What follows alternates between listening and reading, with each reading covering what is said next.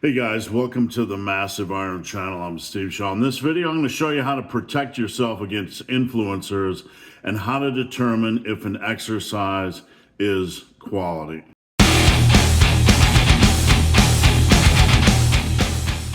Before I get into this topic, if you guys have any questions, you can drop them down below. If you need coaching, I'd love to help. Coaching is what I do for a living. All right, so we're all fancy here on Massive Iron. I actually wrote my little notes on this Center Point Energy bill while I was on the throne this morning. I was looking for a good topic, and what I want to talk about is the influencer nonsense, kind of the fear that comes in this industry. You'll turn on YouTube and some influencer will be railing against a specific exercise, right? They'll be sitting there in this little box called YouTube, striking fear down into the hearts of lifters by telling you an exercise you like is absolutely crap and you shouldn't use it. And here are the 7 reasons why, and here are the 7 reasons why you'll probably die using the exercise. And here are the 7 reasons why you'll get nothing out of the exercise, right? We all know how it goes. This is kind of the typical influencer nonsense. So take a conventional or classic or an exercise everybody is doing in the gym and then suddenly tell you it's crap. So here in the Massive Iron world, we know this is happy horse shit, right? We know this is nonsense. So I'm going to give you guys 6 points to think about when you turn on this little box called YouTube and you hear one of these knuckleheads trying to tell you not to do an exercise you know everybody else is doing, and you know everybody else has been doing for the last 50, 60, 70 years and getting results from.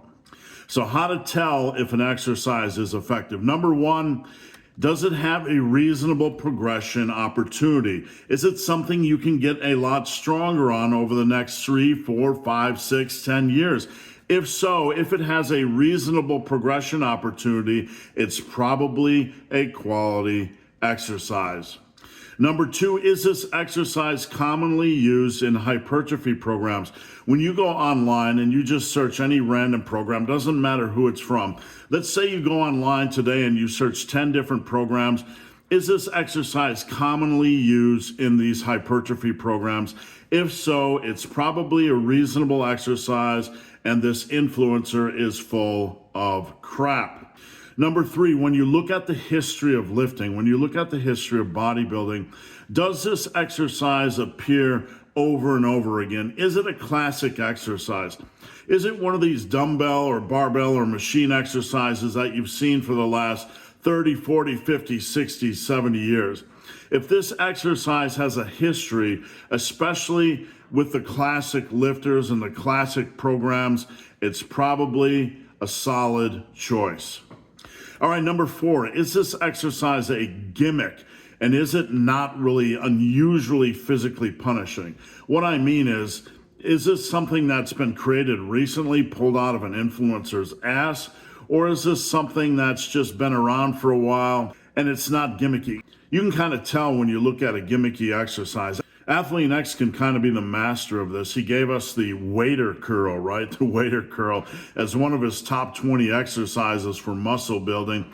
It's a gimmick exercise. There's like 20, 30 other bicep exercises you could use other than this. When you look at an exercise, are there simply better, more classic choices, or is this kind of a fringe, weird, oddball exercise?